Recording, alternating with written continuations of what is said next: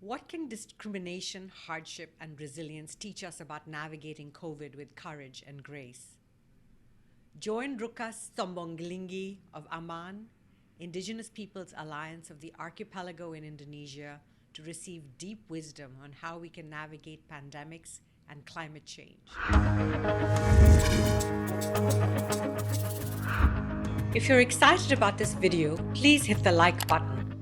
Be sure to subscribe and hit the bell to be notified every single time we post a new video. And do share this with your community. Now, on to the episode. Bongimelo Rukka, I am so happy to see you. I am saying good morning from New York.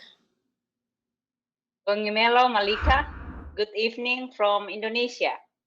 Rukka, I'm so happy to have this conversation with you, especially since we've just come out of Glasgow and we're talking about climate change and especially talking about the leadership of Indigenous peoples around the world and really helping us figure out how we're going to move through these crises and actually survive as a species and move to a different leadership model.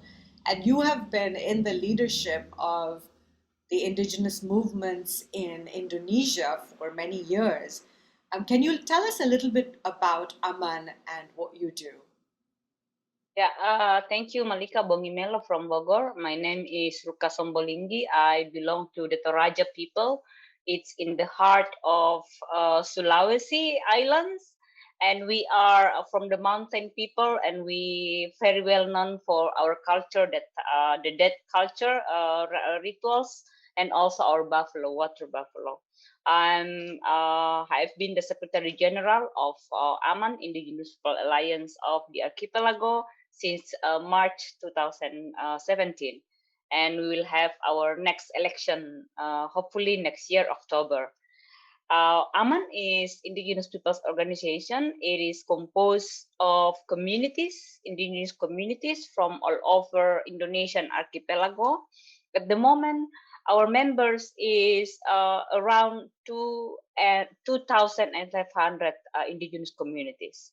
The citizens of Amman is around 20 million persons. And we are established in March 1999, just right after the fall of Suharto regime.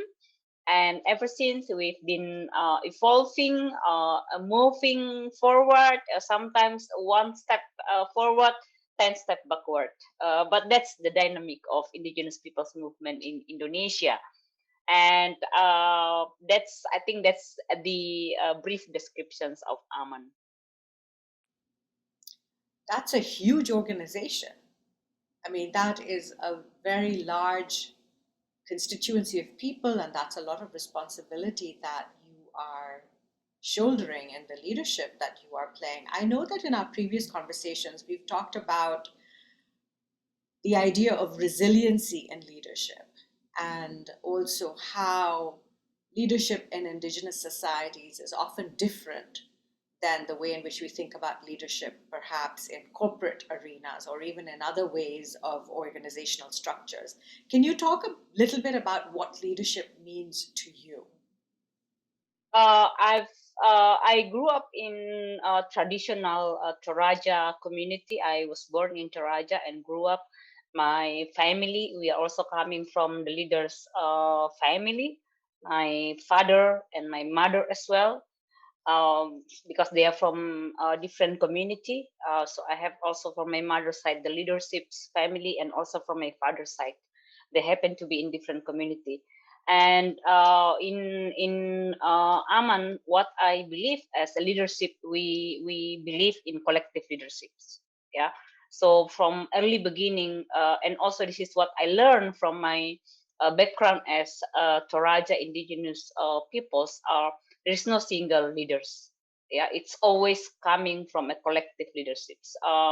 We might say there is a chief, or in in Bahasa Indonesia we say kepala adat, or in Amman, like in Amman we say there is a secretary general as the top leader of the organizations. But in reality, there is no like single hand power in that organization.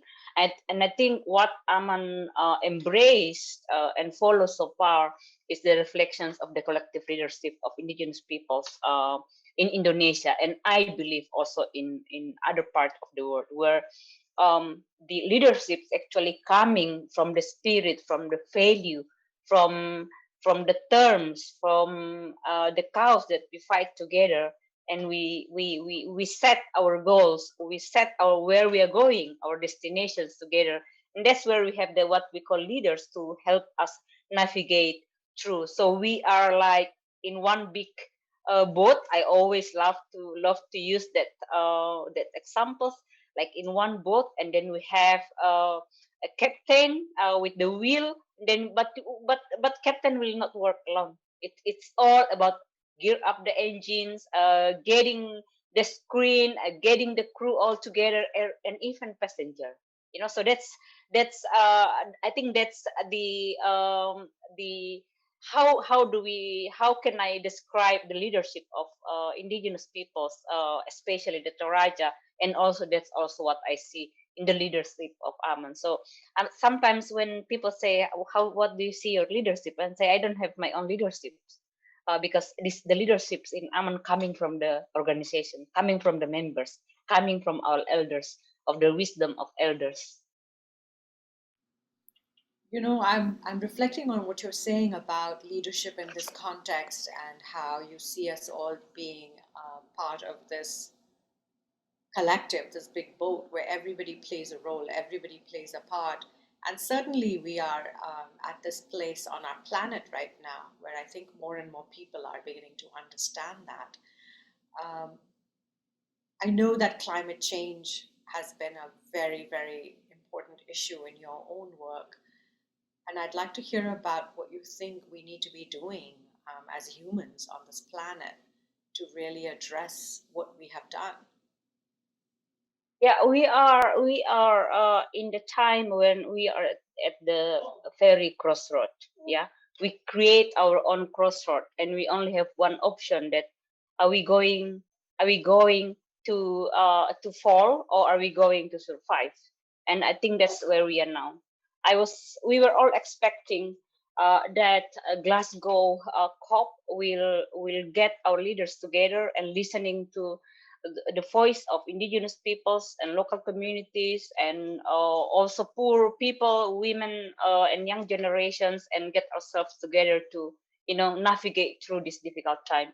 But I'm very disappointed with the results, because there is no such big results that will save us together. And why? Because I'm so concerned. We are so concerned because we see this as we see ourselves, the whole humankind. We only have one home together, which is our Mother Earth. And if we consider that as our boat, we are all in the same boat, and we can only survive the current, the waves, only if we cooperate. The things that we see from Glasgow is not, unfortunately, is not the way. Yeah, we've seen like now we clearly have the evidence that the remaining 80% of the global existing biodiversity is actually in the land of indigenous peoples and local communities. We've seen also the carbon maps of indigenous peoples and local communities that we have together with global alliance of territorial leaderships. And but unfortunately, and those are the things that the one that we have in hand now is, they are not given, they are not natural, they are still exist because we fight, because we try to defend them with our blood, with our tears, and with our lives. We are lucky enough that we still have indigenous peoples to defend on this wealth, yeah, on this remaining treasures that we have together. And we are indeed still able to contribute more, to take care of others more. Unfortunately, our leaders, our government, state leaders, they don't listen to that, and they making decisions based on the false solutions. So I think, unfortunately, I don't think we're going to save our civilizations. Uh, I think we might need to have another set of really a breakthrough decisions, commitment of the global leaders, unfortunately. So, Ruka, if you know the place that you are in is that you don't think we're going to be able to save uh, the human civilization, what does that do for your sense of your leadership? What then are we to do right now? How do we uh, take a statement like that? How do we take the reality of that, the foolishness of our leaders, if you will, the greed of our leaders, if you will, and really, I guess what I'm asking is, I feel that way a lot myself, that we really are not going to be able to turn this ship around. And then I ask myself, then what? What are we supposed to be doing right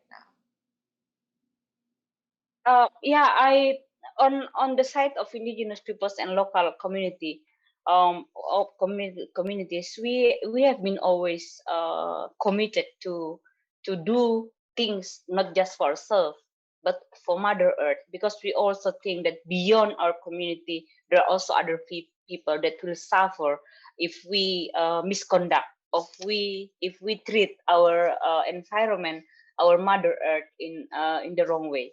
That's always the value and belief of indigenous peoples. That's why we have to take care of. So in taking care of our Mother Earth, we are taking care of others as well. And we are still very committed to do that. We knew the challenge will be much more difficult, because now we have this deal on how they are going to make the carbon market and carbon projects that will create more problems for us indigenous peoples on top of their already existing problems. But we are very committed to fight them. And I think today is we shouldn't, as global community, we shouldn't listen to our leaders, just our leaders. We need to follow our step together, yeah, our way together. And I think in this time, what we need is citizen to citizen solidarity, yeah. I don't think the global leaders, our president, our prime minister, our whoever they are, they won't be able to do anything if we say to them we don't want to follow you. And so for me, because when we're talking now about the global south and global north, we are in the global south, we suffer so much, but also in the global north, all the citizens are also suffering so much. So again now this time, if we cannot rely on our leaders, and then we can only rely on the solidarity of people and people to people, so from indigenous peoples and local communities, and with the citizens in the north, in the global north. I think this is what we are calling for now. That okay, let our leaders decide what they want to do, but they will never dictate us. How is that playing out in Indonesia right now? What is the tenor? What is the political space that you have right now to move some of these issues forward? We unfortunately we have very much what we call rollback in terms of the policies and regulations and laws in Indonesia since last year. We do have a new law, what they call the omnibus law on job creations, but actually that law is about scraping out all the environmental and social safeguards, and also allowing company, yeah, the owners of the company to further deprive the rights of workers. But they call it omnibus for a job creations, which is not true. So that's the setback, and also the setback that they revise the law on about our anti-corruption commissions, and also they have control over the national constitutional court members, and but this time, this very difficult time, and also during the COVID crisis. But what happening is, the civil society, we are even much more consolidated, although we can only communicate through to online communications, because we cannot go anywhere. And I've seen also solidarity of how the farmers, yeah, especially the farmers near the capital of Jakarta, helping the members of worker unions in the capital, in the cities near the capital, with rice, with rice, affordable rice. These are the workers that have been abandoned by their company, by their employers during the COVID. Some of them completely lost their jobs. Some of them they got the cut working hours, meaning the cut payment, and they have no support from the government and also from the company. So it is the farmers, people who live in the rural areas, who help them, and that's what resiliency, and that's what solidarity means for us, which is very very important and the key to our survival as community. COVID is something that you just brought up, Rukka, and certainly I think for all of us around the world, COVID has been a real teacher, has really revealed so much about the way we are together, the systems we have created, the challenges that we have created through the systems that we have created. I mean, so many issues have been revealed through COVID. And I know that you believe that COVID has really been an ally in some ways, has been a real teacher to us. Can you share a little bit more about that? Yeah, as I mentioned earlier about the solidarity from what we call a rural and urban relationship. How do we actually connect to each other? There has been always discriminatory view against us who live in the rural areas by people who live in the cities, or discriminations and stigma against indigenous peoples. But if we really being honest and open to see what is the phenomenon during this pandemic, the city, who is what's so called much more developed and advanced in many ways, but during this crisis, we see the global architecture, economical architecture is falling apart. They cannot fit everybody. They cannot fulfill the needs of all of the people who live in the city. City becomes the most unsafest place under the sky. What happened to us indigenous peoples is, as long as we still have control over our territory and resources, we still can produce food, we can produce traditional medicines, we can have our own what we call indigenous quarantine, indigenous lockdown, as long as we have enough in the community. And we even, because we don't go anywhere, we even produce more food and produce more medicines.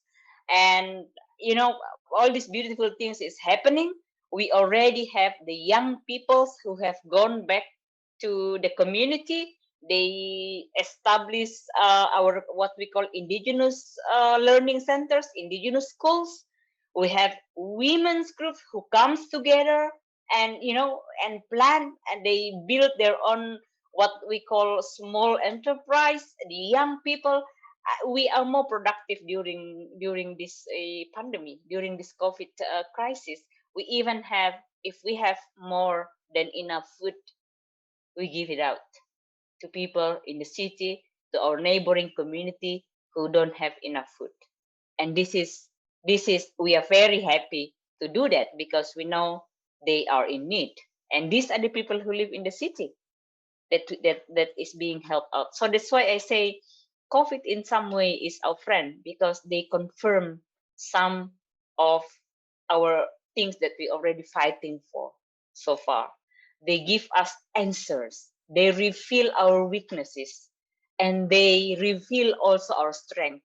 And this is really depending on us. And we have what we call new young entrepreneurs in indigenous communities. They are blooming up. They are just flowers during this pandemic. They are at home. They're making palm sugar. They're making coconut sugar. They're selling fruits, cucumbers, and a lot of things, gingers. And these are all coming from cooperative movement, collective movement in the community. And then, as I mentioned earlier, we do have the peasants movement in the rural area in Indonesia. They are the one who produce rice more, and they send it to the city, to the workers, the members of the workers unions, so they can still get affordable rice during this difficult time. And that is what I call COVID is our friend, because it reveals so much. Look, I could feel the excitement in your voice when you were sharing what was happening in the communities, and especially when you were talking about the young ones and the entrepreneurship that is blooming. I think this is probably one of the best COVID stories that I've heard so far, well, through this entire pandemic. And you're absolutely right. There is a way in which we are being asked to look at how we live on this earth differently, which is allowing us, as you said, to reveal our weaknesses as well as our strengths.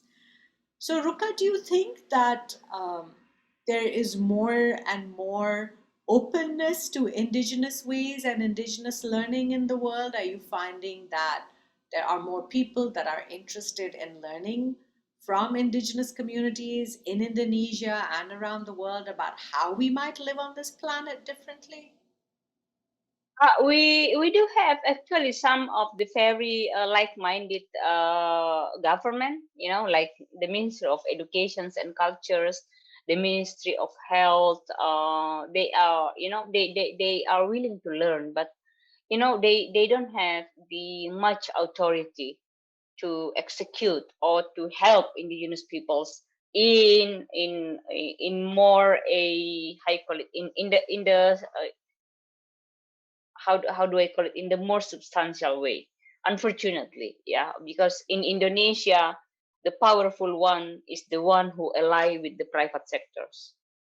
Yeah, the one who will always support the private sectors over indigenous peoples, over peasants, farmers, over workers. That's our problems here.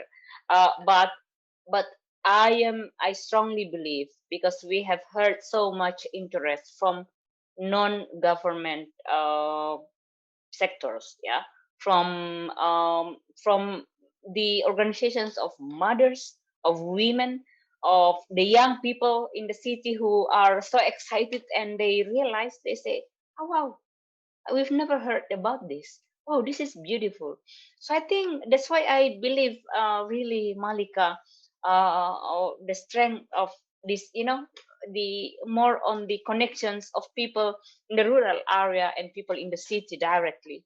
And this is what we need to strengthen in the future, because people, especially young people in the city, they don't understand our situations, because our situations have never been really told, you know in the main public discussions, you know in the mainstream media. Yeah, we've been always portrayed as, oh, there's a conflict, there is a conflict, there's indigenous peoples. They always see the dark side, yeah, the struggling side of our life as indigenous peoples. They are not given the chance to learn about our contributions, about our strength. And I've seen during this pandemic that more and more people in the city, especially the young people who understand, who try to learn, and even ask how can we go to this, and saying yeah you can, but later, not now, because we're still having COVID now restrictions. Because we don't know, maybe if you go into that community, will bring the virus, and we never know, because this virus is invisible and we cannot make sure you bring it or not. So that's why we still very much very cautious about the spread of COVID. And now we are more active on getting the vaccine. We are still trying. Finally, we get few thousands of the single shots Johnson and Johnson that was contributed by the Dutch government. So that's we try to get indigenous peoples protected first before moving aggressively to invite others to come into our indigenous community. So, but I think things are on the right path now, and more people are interested.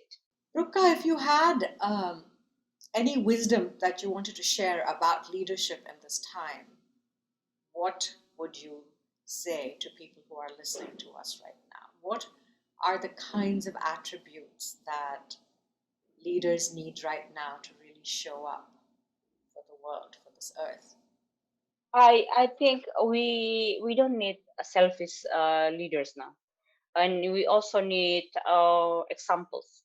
Yeah, leaders who lead by examples. We always see that it's very easy to say, but sometimes it's very difficult to find in what so-called leader. Sometimes official leader will say different things from what they're doing, and this is the corruptions. They're not supposed to be corrupt. If you're leaders, you have to show examples, the good examples that you believe in to people. And if you don't do it, how will people will do it? So I do believe in at least try to do small things, and also compassion and empathy. Yeah, and empathy. Sometimes as a leaders, yeah, we don't. For me, I realize I have so much privilege just by becoming the Secretary General of Amman.